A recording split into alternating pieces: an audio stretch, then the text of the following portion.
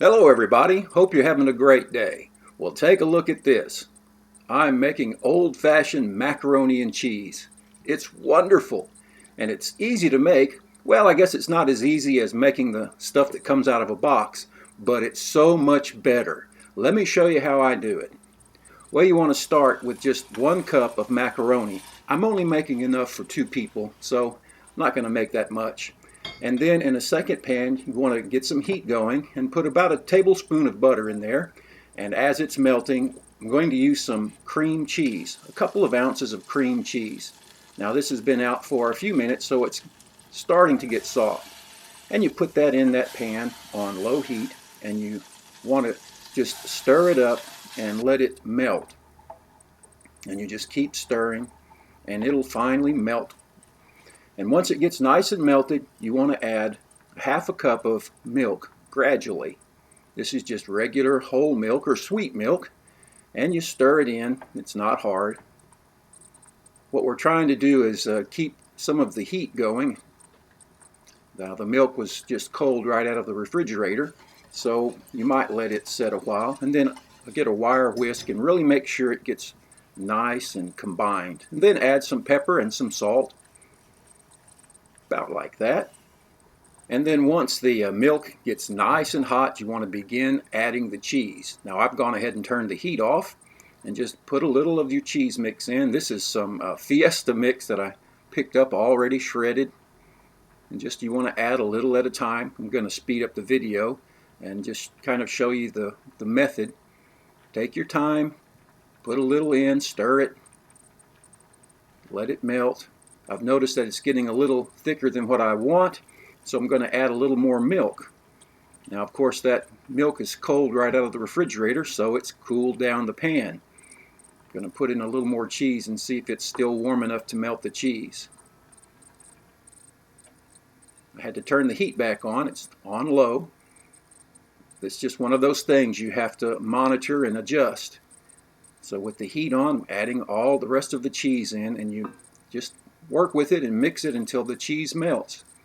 And it just takes as long as it takes. So there's no way to tell you exactly how long.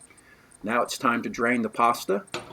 Checking on this nice cheese sauce. You want a nice thin sauce because it's going to thicken as it cools. So notice how thin the sauce is as it comes out of the pan. You might think that it's almost too thin. Well, no, not at all. It's going to thicken right up as it cools because there's a lot of cheese. We've got almost 2 cups of shredded cheese and then a couple of ounces of cream cheese. You talk about tasting good. Take a look at that. In fact, you might even notice how it's thickening already. I think we need to add a little more pepper. You always want to taste it and see if you need to adjust your seasonings. So I'll add a little pepper, and now I'm going to transfer this into a dish.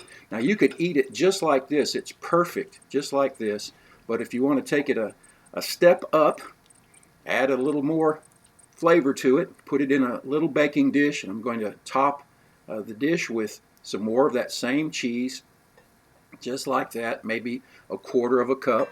And now we're going to take this over to the little toaster oven.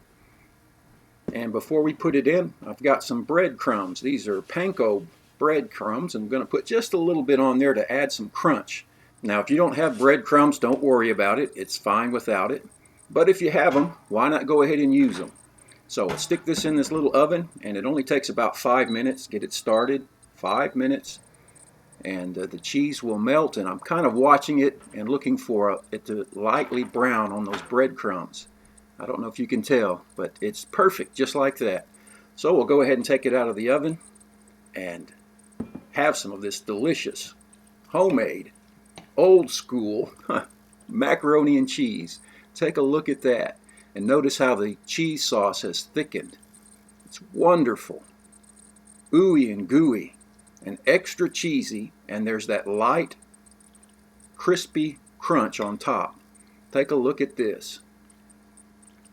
Tell you what, if you haven't made macaroni and cheese like this, you are missing a great treat. Absolutely delicious. And it's not hard to make. It's a little more work than the Kraft cheese out of a box, but hey, it's 100% better. Anyway, thanks for watching. Take care. We'll see you next time. Bye now.